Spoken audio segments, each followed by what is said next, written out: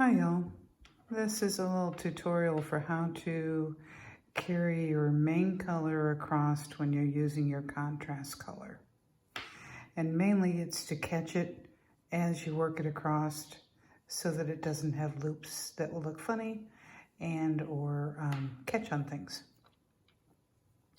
So here in this little sample, I've worked up to where the color work is. So I'm going to put my main color forward and pick up my contrast color. So the main color is going over the top of the contrast color. And go into the stitch like regular for a Tunisian knit stitch. Now this one always gets a little loose, so I just give it a little bit of tug. So that first stitch, the yarn went over it. Then you can kind of see here the yarn is hanging over the stitch that I pulled up. The next stitch, I'm going to bring it below the hook so that it will be underneath it. So go into that stitch like a regular stitch, and then I just put the yarn below the hook, draw up the yarn contrast color, and now you can see that that is below the hook. Then the next one, it will be above the hook. Whoop, bring up the new yarn, and it's sitting there above it. And the next one, I push it down below, draw up my regular stitch. Again, see it's hanging out below. If you ever question where you are in your pattern, just kind of see, oh, the yarn's hanging out there. It must have been below. If it's up on top, it's up on, went underneath it. So, and then the last one, go into the stitch, bring the yarn. See, I brought the main color over the top of the hook, and then drop my stitch. So there are my contrast stitches. So I just drop my contrast color and pick up my main color. But one of the things you want to do, especially when you're new to the technique, is this may be either very tight through here or very loose. You just kind of want to check your tension.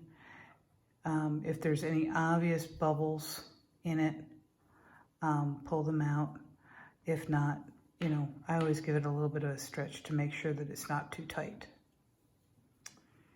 And then we're going to finish out the row.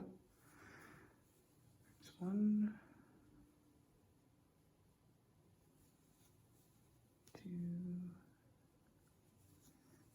3, 4. Good. And the last one always goes into the stitch, but catches that end one on the end. And this just makes that really pretty edge that mimics the first stitch. So now we're ready to do our standard return of yarn over, pull through 1, yarn over through 2, through 2, through 2,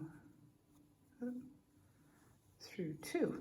Okay, so now we're here back to our color work. So you put your main color forward and pick up your color work so it's laying forward. And then I'm going to yarn over through 2. Now comes the trickier part, because in the picking up part of the Tunisian, it just was up, down, up, down, up, down. Now it's forward, backwards, forward, backwards. So now I went forward on the first one. So this one goes backwards. Pick up and yarn over through 2. And I grab my yarn and bring it forward. Yarn over through 2. Take my yarn backwards. yarn over through 2, grab my yarn, bring it forward again, and yarn over through 2. So there we are, we drop it, and that has caught that in there too. You can see that's nice and snug. Then you just pick up our main color and finish.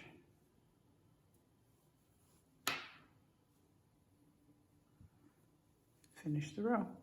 Now, one of the things you saw me tighten up that little loop there of the contrast color.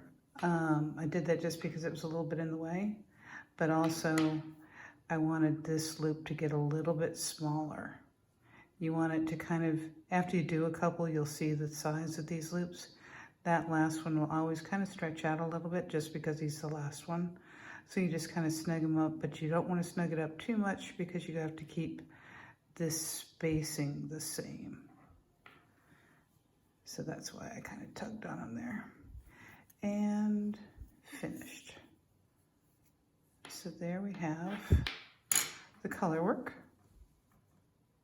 And it's all caught in, won't catch on things, and it makes the back not look as messy as if the yarn jumped the whole way, because it would be jumping that whole way and then jumping that whole way on the way back, which would be kind of really funky.